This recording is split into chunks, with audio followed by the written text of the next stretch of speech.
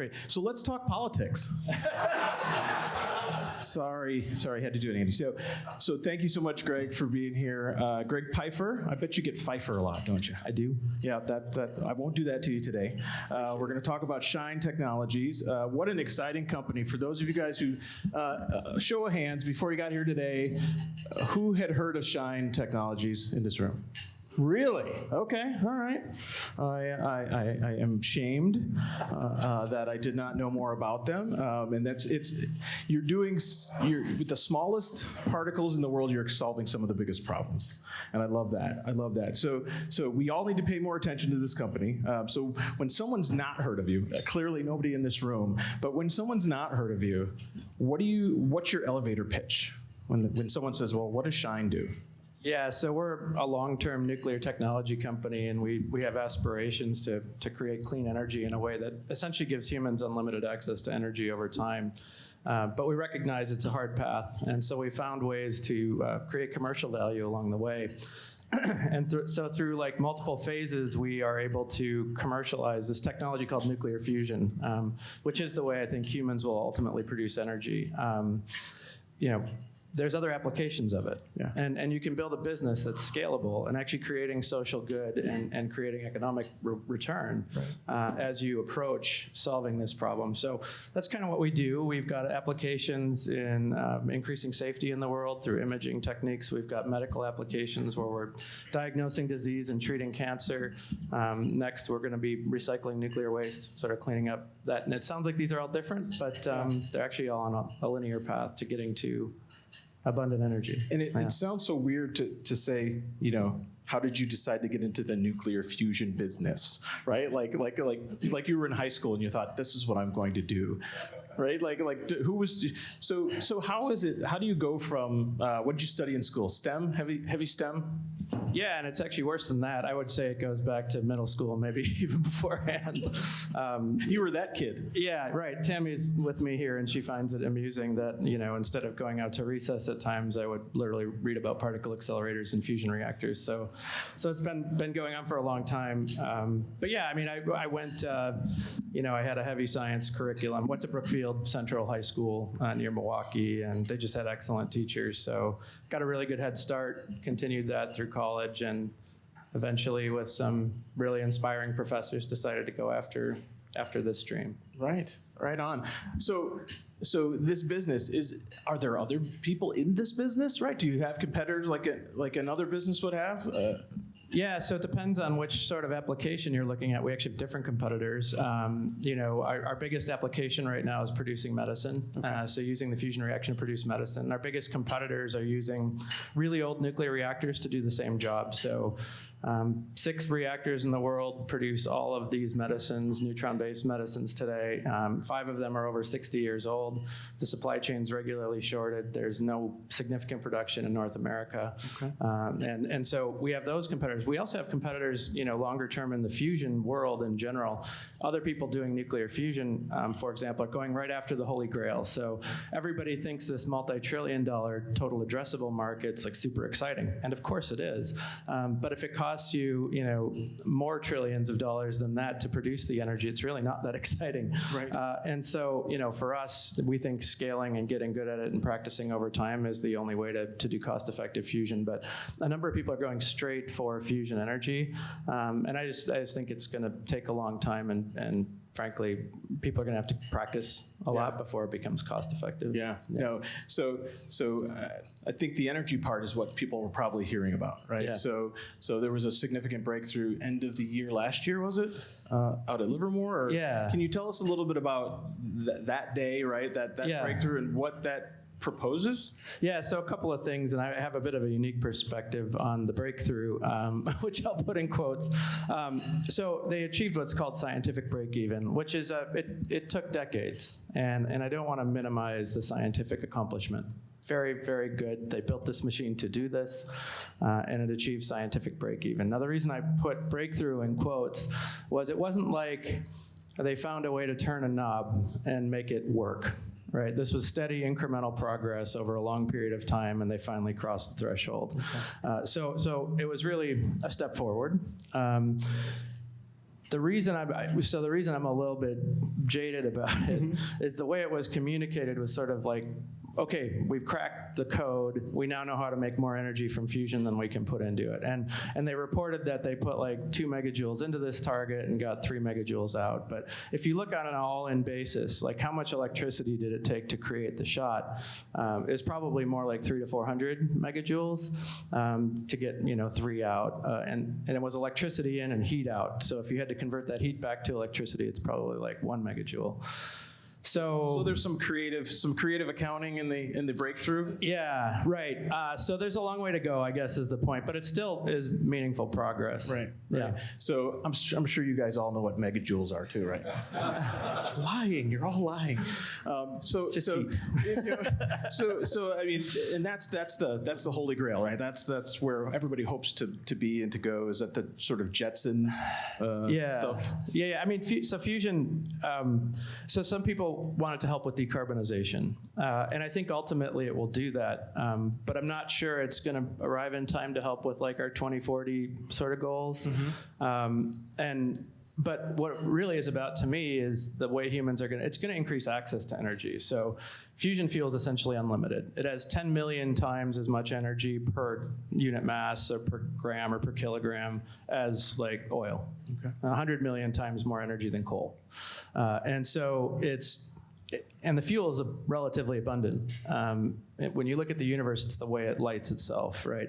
Everything we see, in fact, all the energy we burn today, chemical energy, solar energy, wind energy, is all driven by fusion fundamentally. So it is the ultimate energy source in the universe. And once we master it, we won't have access to energy problems anymore. It'll be abundant. So that's the long lead, right? That's the dream. Okay. Yeah. So I'm sure energy companies are not loving this, or are they invested in this? A little bit of both, and I think it's probably long-term investing. Yeah, I think energy utilities are realistic about it because they understand how reliable and how cost-effective energy generation needs to be. We're lucky; energy is relatively cheap, and we use lots of it. But I don't think anyone wants to be left out either. And I think there is hope for a real breakthrough, right? That'll actually make fusion far more accessible in a sudden jump. And so I think energy companies watching. One of our big investors in our last funding round was Koch Industries. Created a lot of value in the petrochemical business, right? Sure. Fossil fuels. But long term, they don't want to miss something, right? Right. So Especially something that's so disruptive and could have the upside that you're talking about. Yeah, and we will go that way. It's just a question of when. Okay. Yeah. All right. No, that's huge. It's big stuff. Yeah. When you got into business, is this your first business? This isn't your first, kick at the cat, is it? No. Okay. So what were your businesses prior to Shine? Yeah, so as was mentioned in the intro, I actually got a PhD in nuclear engineering, and my goal was just to be able to help be part of the technical solution to commercializing fusion, not to start a business. Because I didn't know how to start a business. And it seems hard because nobody taught me how to start a business. So the fact that I ended up here was just a coincidence, I think, in that I had an entrepreneurial roommate, actually, as I was going through grad school. And his brother also lived with us and had a hard drive that crashed. And we looked online. He wanted to get his data back, and there were no good solutions for it. Basically, you had to pay people a down payment of $1,000 to $2,000, and they may or may not get your data back. Oh, and we thought that sounds fair. Yeah, it's a crappy model, right? Like totally unfair. And so we decided we could maybe do better, and we weren't like good at it at first, but Google AdWords were new and it were fairly cheap, and so we could use those to get a lot of views. And then our business model was simple. We would tell people, look, we're not that good at this. We might make the situation worse. But if we get your data back, and that was the key thing, was if we get your data back, we'll charge you $100 and send you the data. So it was very cheap, and for people who couldn't afford a few $1,000s and were kind of desperate, they would agree to that contract. And actually, we were pretty good at it, and we got even better pretty fast. And so we started that company out of our basement, okay. And it grew to be one of the world's leading data recovery companies. I mean, the FBI sends them stuff these days. So it still exists. This company's still around. Yep. You just sort of spun off and did your own. Yeah, I mean, I didn't want to. My long-term value proposition wasn't in data recovery. I just helped them because they were my roommates and I knew how to do some of this stuff. So, but what it did was teach me how to start a business and kind of how to scale a business. So if I didn't have that, I don't think I would have looked at the fusion problem and said, the right approach is actually to start a business. Frankly, I don't think any of this that we're doing would be here today. Right. Usually when you hear about nuclear fusion or fission, I want to know the difference between the two. Tell us the difference. One is putting things together, one is separating things. Yeah, so in nuclear physics, when you kind of get to the middle of the periodic table is where things are happiest. So when you go to either end, you can move things towards the middle and make them, happier is the word I'm using. Of course, not feeling happy, but they're more energetically favorable, which means you can release energy on the path. So if you're way bigger than the middle and you split that atom apart, you can get energy. Or if you're way smaller than the middle and you fuse those atoms together, you can move them toward the middle and release energy. And that's where you are. So fusion is the fusing. Fission is this sort of breaking apart, but they're both accessing the energy of the nucleus. And that's what gives them such incredibly high energy density. Whereas all other energy is essentially chemical. Okay. And the energy comes from the electrons. So the nucleus has far more energy per atom than the electrons. So we're currently doing it wrong, or we're just doing it to the best of our abilities currently. We're doing it the easiest way. Got it. Right? And there's a lot to be said for that. Yeah. If you can't do things the hard way efficiently, do it the easy way and learn how to do the hard things as you go. Got it. Right. It's a theme, by the way. No, I see that. And so you're recovering old data, and that's how you started. That's when you sort of started learning how to build a business. Yeah. And you're not doing that now, but you're using the things you've learned. What are the things you've learned through your different businesses that you've been part of that you're using today? Yeah, and I left the data recovery company fairly early because I wanted to do this. Just things like, how do you start a business? Well, you fill out a form and pay $50 to the Wisconsin DFI, right? You're official. That's it. I had no idea it was that easy. You submit an annual report that you can just kind of type up in 15 minutes or something. So starting a business turns out pretty easy. I learned a little bit about, managing funds and things like that at the data recovery company, but I learned so much more after starting Phoenix, which was sort of the precursor to Shine. Got it. In terms of commercializing fusion. And just things that you wouldn't learn, you imagine, as a PhD in nuclear engineering. The things that bite you are a lot of the human soft touch kind of things. Yeah. And then there's just how the world works. And I hate to say you've got to become a little hardened or cynical, but you have to. Yeah. And I was a bit naive, I think, in the early years. For example, always assumed that if we hit the milestones we had intended to hit, then the money I needed to take the next step would show up.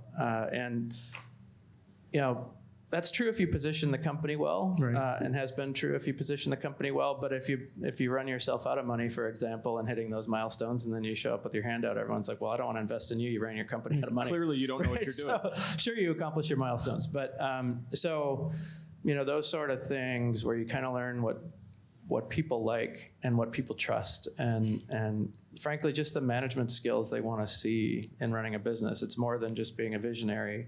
It's being disciplined about certain things, and understanding the way the world works. Yeah, you said when we were prepping last week and we had a conversation, you said something that struck me. Is we want to do the hard things. We want to do the hard things, and we want to do them consistently. Yeah. Tell me where that comes from, that drive to innovate. Yeah. So humans are increasingly networked, and I think that leads us vulnerable to single point of failure that can damage society as a whole in really big ways. And so we have hard problems we need to solve. So I think, number one, if we want to survive as a species, we need to solve some of these hard problems. and I have a 15-month-old daughter at home, and I would like her to grow up in a world that doesn't suck. Yeah. And so, just like part of legacy and part of like what we're here to do, right? Try to leave it better than we came in, is we need to solve hard problems and we need to do it together. I think there's a business reason for doing hard things too, which is that if you actually believe you can do them and they add value, right? They're important for the world. You're going to get disproportionately rewarded because others can't do it, right? And so you should have high returns. You should have high margins. If you can get over these hurdles, right, you should be well protected in your business. So doing hard things has obviously meaningful rewards from a societal standpoint if you're focused on important societal problems. But it can have really significant economic return as well. Yeah, big picture, and those hard things. You talked about adding value, right? Yeah. And so, usually when you hear about this science, this type of science, it's always in a research. It's always researched, and it's usually in that setting that you hear about it. You guys have commercialized. Yeah. You've brought those values, right? So. Yeah. I've heard of the 4 stages, right? Yeah. And so which stage are you currently in? Yeah. And what does it represent? And what were the previous stages? Yeah, and maybe for the audience, I kind of ought to just give a quick primer on it. So again, I mentioned we're wanting to be a fusion energy company long term, and fusion energy has this potential to level up humanity by access to energy. So there's all kinds of problems we can solve that we can't touch today. But my belief today still, this was my belief in grad school as well, is that we can't actually make money with fusion today as an energy source. It just costs too much to do to actually make money doing it. So we recognized a little nuance in a fusion reaction. So fusion reactions produce energy, just like fission reactions, and we talked about why. But they also produce a subatomic particle called a neutron.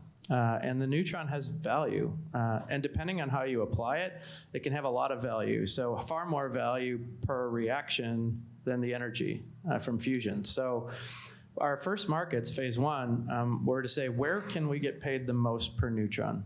And commercialize there, and then use that to decrease the cost of fusion and hopefully access increasingly large markets. That's the philosophy of the company. So phase 1 is what we call non-destructive testing. It's actually using neutrons to frankly take pictures. It's the easiest way to think about it. And most people in the room are probably familiar with X-ray. X-ray passes through light materials. It gets absorbed by heavy materials. So if you want to see bone inside the body, bone blocks it, passes through skin, muscle, no problem. And neutrons are sort of complementary to that. They can easily pass through lead or steel or bone. They are really good at resolving features in light materials like carbon fiber or plastic. And so increasingly, modern airplanes and modern spacecraft and modern defense systems are made out of these components. And these are systems where if you have a failure in these components, people will die, or you'll lose $1 billion mission, right, or something absolutely essential. So in order to assure the safety and integrity of those systems, you need to do neutron radiography. It was a market being served already, but again, by very old nuclear reactors, right, that were leaving them. Biggest one shutting down this year in the imaging space. So your end user there is Boeing, NASA. So if we've been on, probably if we've flown, we've been impacted. You've been touched by this technology, and it's making you safe and making whoever flies with you safe, which is awesome. And we've replaced the nuclear reactor. But from an economic perspective, as we look at fusion, to tie it back to numbers, we actually get paid about 1 million times as much per fusion reaction for doing imaging as we would for producing energy. That just tells you how much more valuable that neutron is than trying to go to the end game. Right on. Yeah. So then the next phase required us, and this is going to sound like a lot, required us to decrease the cost per fusion reaction, the cost per neutron by about 1,000 times. And people are like, good luck with that, right? Like that's a long ways off. But we did it. So, okay. So that seems to be a theme. Yeah. Like good luck. People are doubting that this can be done, and here you go and do it. Yeah. So we've proven that now. And when you can produce neutrons at that cost, it turns out you can use them now not just to take pictures, but you can use them to cause nuclear reactions, to turn one element into another element. And think turning elements that aren't very valuable into elements I'm going to call hyper valuable, and people understand why in a minute. So as an example, we can use the neutrons from fusion to turn something like uranium that we buy for $6 a gram into medicine. And one of those medicines, something called molybdenum-99, which is used to diagnose heart disease. It's used to diagnose cancer, stage cancer, and it's worth about $150 million a gram. So if you have, I don't know if there's sugar packets at these tables, but sugar packets are usually about 2 grams. So if one of those were full of molybdenum-99, it'd be $300 million of molybdenum-99. That's a pretty good margin. Right, it's hyper valuable, right? Lutetium is a cancer-fighting isotope we're producing today that is worth $1 to $2 billion a gram. So these are really, really valuable materials that we only need to make small quantities of to have a great business. And while the neutron is about a couple hundred times less valuable, so we can produce it for 1/1000th the cost, it's a couple hundred times less valuable than the neutron was for imaging. But because we've gotten the cost so low, we can access a total addressable market that's about 10 times what the imaging was. So imaging, think $100 to $200 million total addressable market. Now that we've gotten the cost of fusion down, we can access a $2 to $3 billion total addressable market. Right. So because it opens up a new lane for you. And that's the theme, right? Like, so we keep driving the cost of fusion lower, accessing increasingly larger markets. So to make it a little bit more realistic, right? Like, a lot of people are familiar with Tesla's model, and it's pretty basic. We're going to build a really expensive car. It's not going to run that well, but it's going to be electric and a bit of a novelty, and super rich people might buy it. It's called the Roadster, right? Put your order in now. Yeah, small total addressable market, but a great way to practice your skills in building electric vehicles and get the name out there. And then what we're going to do after that is we're going to cut the cost curve.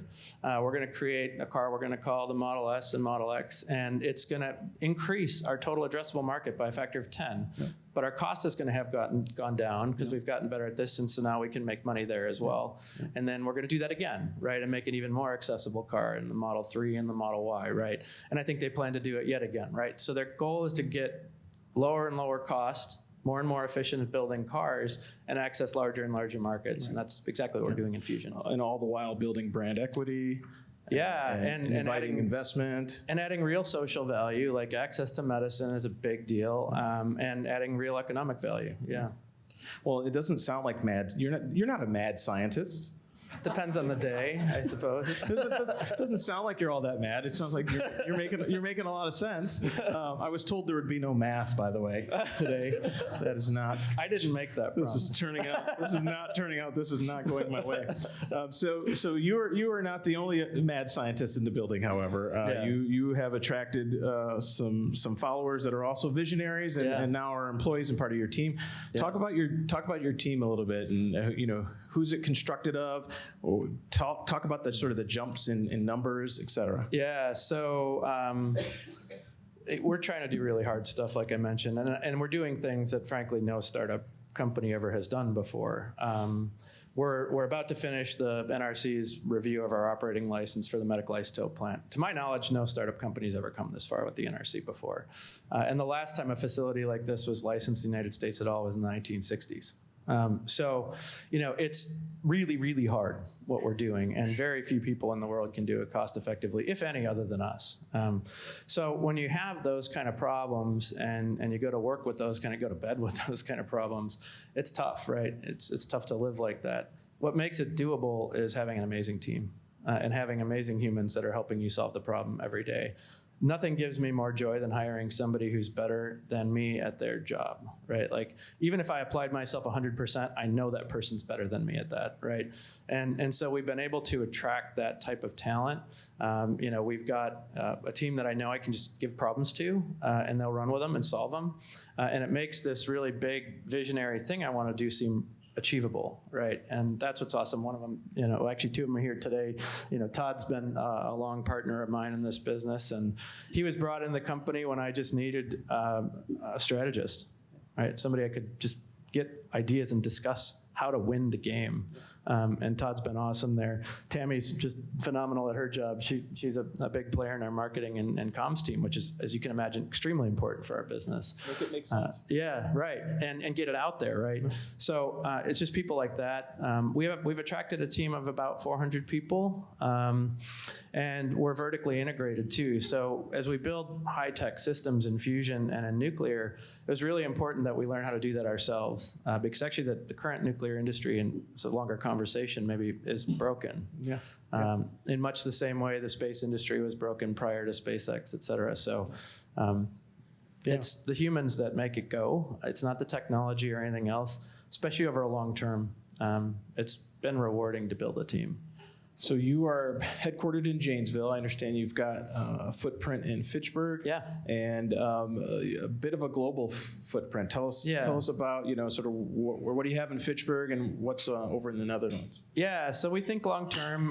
Obviously, we have built the world's largest medical isotope facility in Janesville. We've got our lutetium production operations there as well. Fitchburg is our systems and manufacturing division. So up here is actually where we do the vertically integrated in-house manufacturing of our process equipment. So they do things like the fusion machines. So we actually built the fusion systems in-house. We're not outsourcing to Russia or something like that. And then they also do other nuclear technologies. So for example, for the medical isotope plant, we have a tritium process. So the systems people built that. So that's in Fitchburg. Awesome stuff. Like people who go through that facility can see how it's not a science experiment. They have created a process by which we very efficiently engineer and then build and rep and get more cost effective, et cetera. So that's cool. As we think about the medical isotope supply chain, the reason we're global, so the US and North America historically produced isotopes in Canada. Biggest reactor in the world was in Canada and shut down in 2018. So there's no longer a source of these medical products here, and the medical products decay by their nature. So about the most important one, Moly-99, you lose about 1% of it every hour. So the U.S. imports it all from Europe, South Africa, and Australia.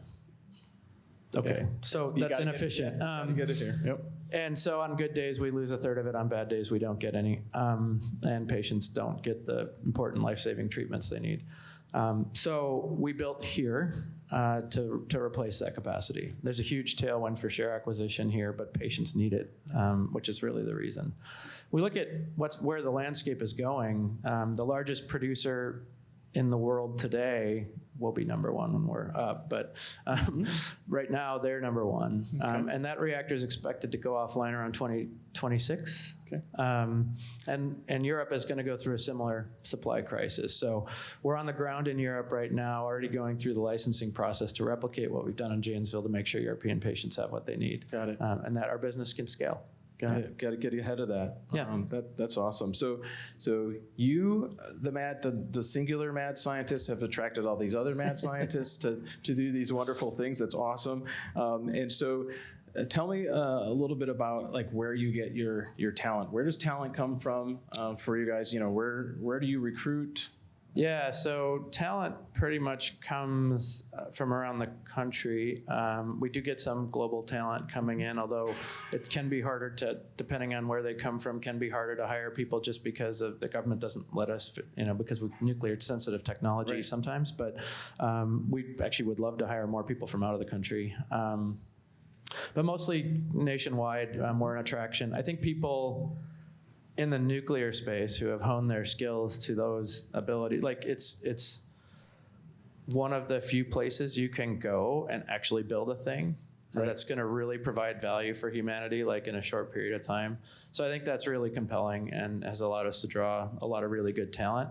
And then like in Janesville, for example, a lot of the people that are going to operate the plant, are sort of more technician skill level. And you just want people with really type A personalities who getting that product out the door really matters to them. It's a source of pride, more than having PhDs or master's degrees or something like that. And actually Janesville's an amazing source of those people. I was going to say, they were doing it for years and years down there. So. And they're good at it. And they take a lot of pride in it. And so those people have actually just been phenomenal. Very cool. So mix of local and national, I'd say. So you don't have to be a scientist. You don't have to be an engineer necessarily to work for Shine. Right. Okay. Yeah. And so I know we talked about this a little bit. Your team, really diverse team. Like you said, they come from everywhere. Their backgrounds are different. Why is that sort of the diversity in your team so important?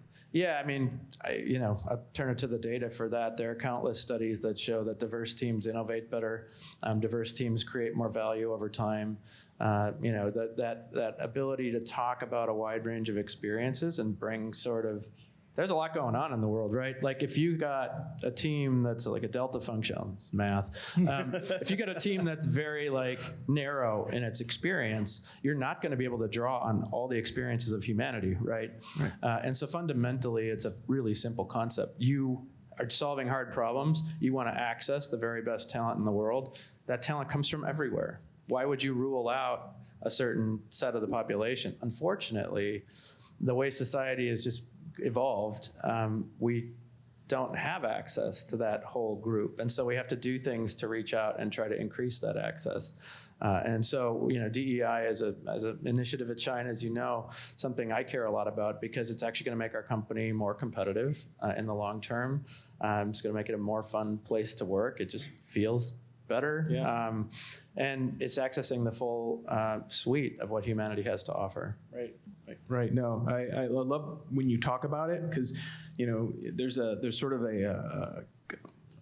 I'd say there's a competitive way to talk about diversity and inclusion, right? And then there's a compliance way to talk about it. And far too often I hear the compliance side. We're doing this because we have to. I don't care about that. Right. Yeah. I mean, we have to, but that's not at all driving our DEI philosophy. Yeah. Right. No, I love it. So Shine is a cool name. And one of the first things I always think about when I sit down with a CEO is where did it come from? Yeah. And you've got quite a story of how the name came to be. I do. So it actually goes way back to my previous company, Phoenix. And so Phoenix was the company I created to pursue phase 1 applications. And Shine and Phoenix are now the same company. But it originally started this company, Phoenix, and the whole theme of Phoenix was, a rebirth of nuclear to solve new problems, to improve the world in ways that, where nuclear is widely perceived as destructive. So we wanted that rebirth and that light theme, right, that comes with the Phoenix, hence the name. And so when we developed new technologies at Phoenix, we kind of tried to stick to that theme. One of our technologies was a device we wanted to produce smaller base medical isotopes for positron emission tomography. We called it FLAME, the Fusion Linear Accelerator for Medicine, for example. But the technological evolution that allowed us to go from imaging to large-scale isotope production was a great technology. It was before Shine, the company, existed. And the technology was just called SHINE. It was an acronym for subcritical hybrid intense neutron emitter. I think Shine's probably the better way to go. Yeah, right. So that's not the name of the company, and I want to make that really clear. Like some people are like, when they reference the company, they're like Shine or subcritical hybrid intense neutron emitter like, technologies. No, it's just Shine. But when I started the company Shine, one of my colleagues at the time, Dave Weisberg, said, you know what, why not just call the company Shine? Because you've got this cool name already, and it relates to technology, but our products, that's what they do. Like the medical products, you put them in the body and they shine, they give off light, and they illuminate disease, right? So doctors know what to do to treat it. And so I was like, I love that. Even more so, I love how it fits into the long-term view, right. Because as you think about Shine, right? Okay, shining a light on defects and problems in phase 1 to increase safety. Shining a light on disease to illuminate health, right? Health illuminated, that's our tagline for phase 2. Awesome. It's shining up the world, right? Our phase 3 is solving the nuclear waste problem. So we're improving the environment, making it cleaner, but also hopefully allowing fission to become a better part of decarbonization, right? So that allows more light to pass through the air, right? It's cleaner air. So all those environmental aspects are shining, and then ultimately we want to turn your lights on, right? It had to be. Yeah. Right? So this it had to be. I love when that happens. I love when that comes together. So like I said, big picture, big thinker, dealing with the smallest of things, but solving the biggest of problems, which is so cool. Yeah. So we know what the company does, right? We know now what you do, what you're going to do, what you hope to do, what you've been doing. Let's talk about the guy that's doing it, right? That started doing it. So I've got some questions for you, some rapid fire questions. Tammy said these were okay, so they have been scrubbed. Switch this mic to my right hand. Yeah, so I got to check to see how much time we got left. I'm terrible with that. Oh, we got some good time. All right, so we know about the company. Let's talk about you a little bit. So hometown?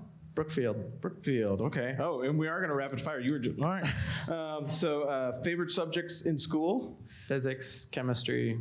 Had to be. So like Actually, calculus, believe it or not. yeah. See, we would not That's have surprised even we me, would not have hung out. We would not have been hanging out, the two of us. We talked about this in the prep call last week, and my dad used to work for Fermilab back in the day, and so I was telling Greg a story about we were supposed to go to, I don't know if it was Great America, or we were supposed to do something fun for Cub Scouts, right? We were supposed to take some trip, and somebody's parents weren't able to do it and had to cancel at the last second, and so my dad says, well, you know, I'll take your troop to Fermilab and give them a tour. And so I was like, okay. So we went to Fermilab and Accelerator Laboratory, and we heard a lot of what Greg is talking about today, but we were 10 years old.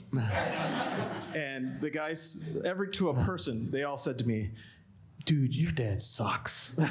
This sucks. This is the worst thing ever. Yeah, and 10-year-old Greg would have been totally beside Greg would have himself been with like, excitement. yeah. I've been like, this is the coolest thing I've This ever is the seen. Do you coolest- guys have any idea the particle energies? Don't you know what this is going to be? Everybody else was mad at me. Yeah.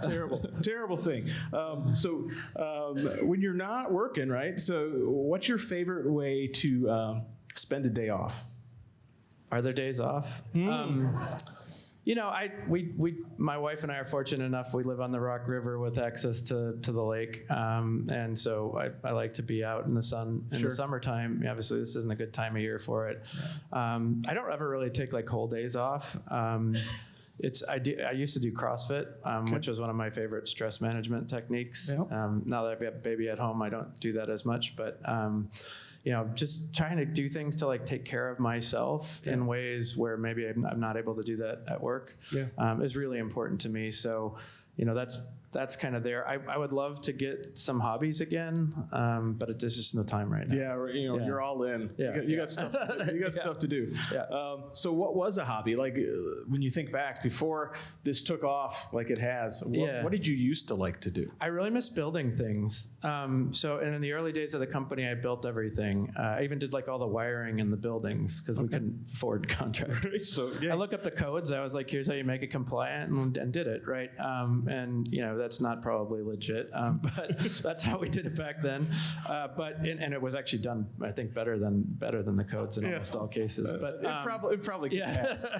But you know, I miss building things, and I mean, there's teams of 130 people now we have, I think, that build things for me. But I miss turning the wrench, and playing with the systems and turning the knobs and seeing how they react, and tweaking the systems. I miss that a lot. So if I had time or I were retired, I probably would become a mad scientist, right? Like I'd build a lab and I would just go play. Yeah, right on. Do you travel much? Do you have a favorite travel destination, a place you guys go? Or this is going to sound depressing, but I'm not excited by travel anymore. I've done a lot of travel, and a lot of it for work. I've seen all different parts of the world, and it's just like, I don't know. I feel like I've done it all. I'm really excited about my daughter coming into the world, because it's all going to be new for her. And I look forward to like showing her things and kind of living through those eyes again, because I think it'll bring a lot of excitement back. I mean, I do like to go around other parts of the world and taste the food and see the cultures and stuff, but it's not as exciting as it used to be. Yeah. When you got a lot of miles, that can happen. So we talked a little bit about music when we chatted last week. So tell me, what was your first concert? So I was a trombone player. Okay. So like, I mean, I was in grade school band and stuff. So I don't know if you count that as first concert, but I'd probably say fourth grade, you know, just as part of the band. And favorite music genre, if you have one? I like Taylor Swift. Like Taylor Swift. Yeah, that shocked me too. I was like, what? I'm like, what? No, she's awesome. What do the kids She's call her? Come on, you guys know. Don't hide it. T-Swizzle, something like that? I don't know. Oh, my wife and I just call her Tay-Tay. Tay-Tay. Right. Right on. I already asked you that question. Are you streaming anything right now? Do you stream? Do you do series? No, I really don't have time to do like a regular podcast or something like that. I do, if there's a relevant one with audiences that would care about what we're doing, I do those sometimes. We recently did a Titans of Nuclear podcast and some other podcasts like that. But in general, I don't spend probably as much time on social media as maybe I should. But there's just a lot to do. Well, yeah. No, I don't know that. Like you said, it's a necessary evil. Yeah. Yeah. You've got to be represented. Somebody asked me, Facebook, and they said, "Oh, do you think it's good or you think it's bad?" And I said, "Yes." Yeah, right. Right. Yeah, it depends. Like you said, that interconnectivity. Yeah. With the single point of failure. The networking is good. The fact that they've learned how to manipulate the dopamine system, the reward system in our brains, is pretty evil. Pretty scary. Yeah. Yeah. That's pretty. That's pretty scary. So I've got to take myself off of that stuff just because, I know they're manipulating me and I hate it. Yeah. I didn't watch the movie. If some of you guys have probably seen it, there's a movie that basically tells how they do that. Yeah. And they say once you watch that movie, and some of you know the title, you'll drop your subscription immediately. Yeah, I haven't watched it. And I won't watch it because I know that's probably what I'll do. Yeah. And it's like, no, but I gotta know what's going on with my high school friend in Arizona. Yeah, which is that's the good part, right? Yeah. So you kind of know when it's happening, and then you just log off out of disgust. Yeah, hide ad, Yeah. hide ad. Exactly. Hide ad. So what's the best career advice you've ever gotten? Oh, best career advice I've ever gotten. Maybe from Todd. No, nothing from Todd. I don't know. I think it's probably learned. I think, when you're going to do hard things, you're going to stumble sometimes. I think the key then is just reevaluate yourself. So if you have a setback and it's costly or disruptive or changes your thesis, just reevaluate. Does the end game make sense? If it's still worth doing, do it. Just charge ahead. It's fine. Yeah. You're going to fall doing hard things. But if it changes materially enough that it's not worth doing anymore, well, then stop. Yeah. There you go. Yeah. Do something else, right? That's not bad advice. Do something else. Life is short. Life is short. That's a mantra at Shine, right? We have options to be more conservative or do something less daring. I guess it's just life is short. What do we want to do while we're here? Right. Yeah. Right on. And you guys get your questions ready. There's pads in front of you for those of you who want to jot down some questions for Greg. And Mike, is somebody going to run those up? I could Phil Donahue it, but I don't think we want that. Nobody wants that. So pet peeve. Do you have pet peeves? If so, what is one of your worst pet peeves? I don't know. I don't like it when it's going to sound weird, but when people don't think. I like people get into doing things because that's the way they've always been done. And sometimes there's very good reason to do things the way they have been done. People have sometimes honed things to a very high degree of efficiency. That's a fine conclusion. Right. But I want people to think about it.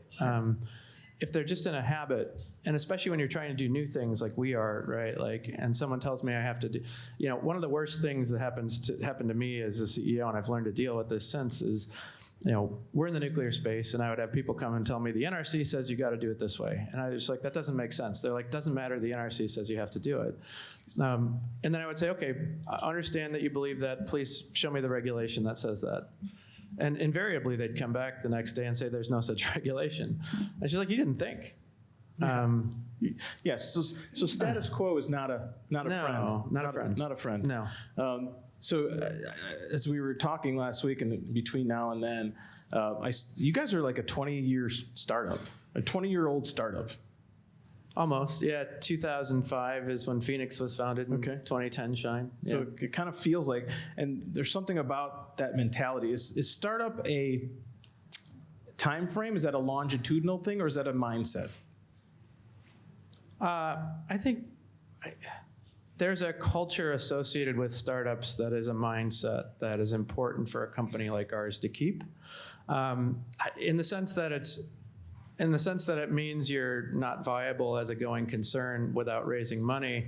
That's the part we hope to leave behind here soon. Our phase one is profitable, I'm glad to say that, and scaling nicely. But we want to get to a place where we're creating tremendous amounts of net value. And so that part of the startup we hope to leave behind. But the part where you're being disruptive and always thinking, right? I mean, that's really all it is. It's just always thinking. I hope we never leave behind. Right. Yeah. No, that's awesome.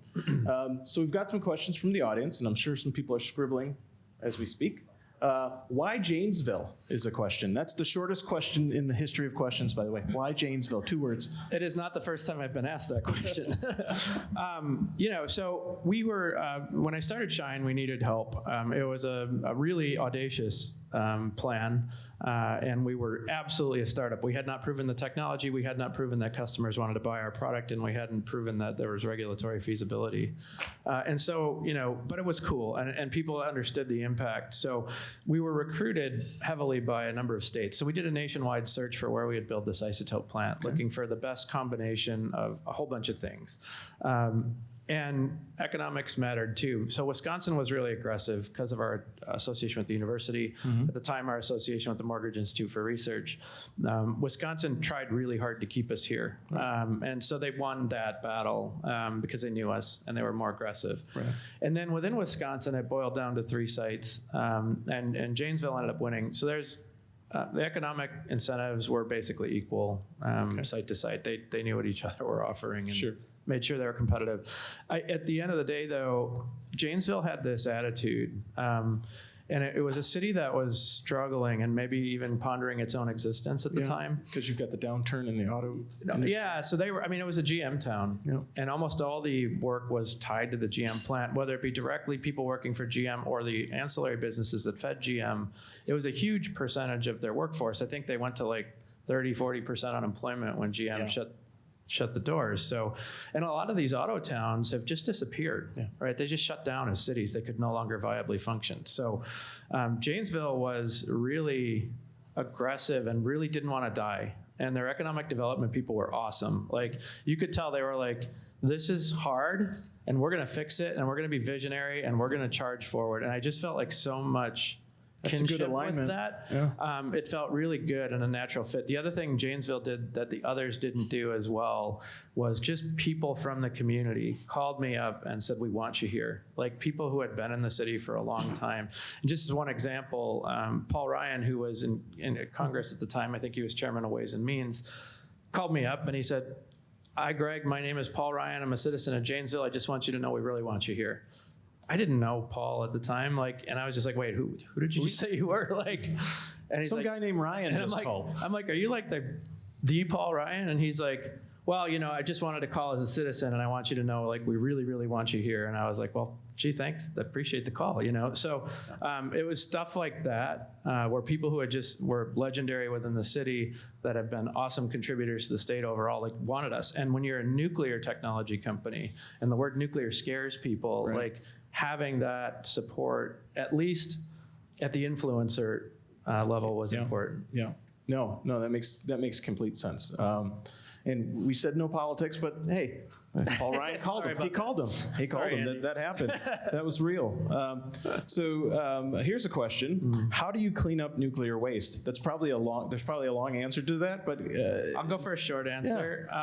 So when we produce medicine from uranium, we take uranium, which comes in as an oxide form. We dissolve it, we hit it with neutrons, and then we separate out these really valuable isotopes. So it's a uranium stream that's radioactive, and it's got these really valuable materials inside of it. We've gotten really good at separating those out. When it comes to nuclear waste, the same is true. So what we plan to do is scale that same competency, take in nuclear waste, which is the form of uranium oxide, same deal, dissolve it. We're going to separate out really valuable materials from it. 96% of the waste stream can be recycled. So 96% of the mass can go back into reactors and be burned again, and again, and again, and again, and again. The remaining 4% has precious metals and other things we're going to mine out that are really valuable. And will those be supply chain to the other parts of your business then, the stuff that you're mining? Probably not. Probably a thing like palladium and stuff like that we'll sell to others, but they're recycled things, and these competencies are needed for us to continue to scale. So it's actually the practice we're getting that's important. And then there's a really small percentage of that, 4%, right? So the part that can't be recycled, that has long-lived nuclear waste. So it's stuff that lives longer than 100 years. The half-life is long. And that's why we can't dispose of nuclear waste, because nobody can prove that a disposal site can last for like 1 million years, which some isotopes last over 1 million years. So we can actually use the neutrons from fusion to transmute. Just like we're turning uranium into highly valuable molybdenum, we can actually use the neutrons from fusion to transmute those long-lived dangerous isotopes into much less dangerous or much shorter-lived isotopes. So one example I give is iodine-129. It's a waste product from fission reactors. Its half-life is over 10 million years. How do you prove you're going to safely hold that stuff for tens of millions of years? You hit it with fusion neutrons, it becomes iodine-128, which is a half-life of minutes, right? So, and then it's stable. So you can, again, use that transmutation process to eliminate the long-lived waste. So we plan to recycle most of it, extract value out of the remaining kind of waste percent, which is a lot of value in, and then transmute the harmful stuff to short-lived stuff. And what better story for the nuclear fission industry, which is probably the best source of decarbonization we have today, than to say, look, we solved the waste problem, we're burning it in our reactors again. Yeah. That's awesome. Yeah. Here's a question. I don't know if you can get into investments, but can people invest in Shine? And if so, how? Yeah, so I'm not allowed to do a general solicitation. I would say, you can always reach out via our website on a more individual basis. You can reach out to me individually or, Todd's here and ask about our timing for financing rounds and things like that. But I can't do a general solicitation. I wanted to pay respect to the person who wrote it, though, and understand that it's one-off, we can talk about it. In front of a big group, I can't. It's just the rules. Yep, gotcha. Why fusion and not fission? Yeah, so I really like fission, and I think fission has a chance to decarbonize the world, but it's not where we're going long term. So I think fission reactors have tremendous promise in the next 20 years, and I think those fission reactors will serve a 100-year-ish lifetime. So they'll be producing carbon-free energy for a long time. But I think the real opportunity long-term to create one of the most valuable businesses in the world is fusion. I think that is where, as we look at 20 plus years from now, we're going to go. And the ability to continue to iteratively improve on fusion and make it more and more cost-effective and more accessible is huge. And I do think that as companies master this, you do have the opportunity to create companies that can be worth trillions of dollars and possibly more. So it's where we can have the biggest impact in the long term. But fusion also has this awesome ability for us to have stepwise impact on the way. So I think as we look at life is short and we look at how do we maximize our time here and our value proposition for the world, the combination of near-term value creation and long-term upside for fusion exceeds fission, in my opinion. Okay. And it sounds like the incremental products and the services that you're providing, that sort of keeps costs down. Yeah. Essentially, it subsidizes the big picture, the big plan. Yeah, it's just like it's like the Tesla analogy, or maybe like semiconductors, right? Like first they were building size computers, and only very few people could buy them, but they were expensive. Then there were room-sized computers, and a few more people could buy them, and they were less expensive. And then there were computers in the office. Right, and so you can see, like, you always have a product, you're always making it better. Like, it took hundreds of billions of dollars of investment to get to the phone that we're all carrying around now. That would have never made sense, and actually you never would have gotten there if you just tried to throw $100 billion at the problem right away, right? Like, you had to practice, you had to get better, and you had to create value along the way. So that we're in the early stages of fusion. Yeah, we're at the point where fusion is commercially relevant now, just not yet as an energy source. We haven't made an iPhone yet, and we have 20 years to go probably. Right. Okay. All right. That was a question. What was the timeline? Yeah. Well, don't quote him. Don't quote him on that, by the way. Yeah. No. And I think fusion energy is, 20 years is like. It's hard to tell what can happen in 20 years, right? Yeah. Like, if we actually believed, for example, that there were a breakthrough and we could commercialize fusion energy fast, we probably skip phase 3, right? We go right to phase 4. So we're always doing the math on how to maximize our returns and minimize our risk. Yeah, it's possible it could be faster, but probably be that or longer. Right, I was going to say or longer. Yeah. And you may have touched on this with what you like to do in your days off that you don't do. How much sciencing do you get to do as CEO? A little. It's not that I don't get to do any anymore.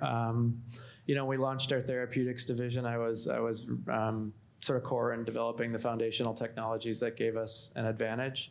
But it's more kind of at the notional, like, this seems to fundamentally make sense, and I can see a way to commercialize it and be advantaged over other competitors instead of the like proof and the doing.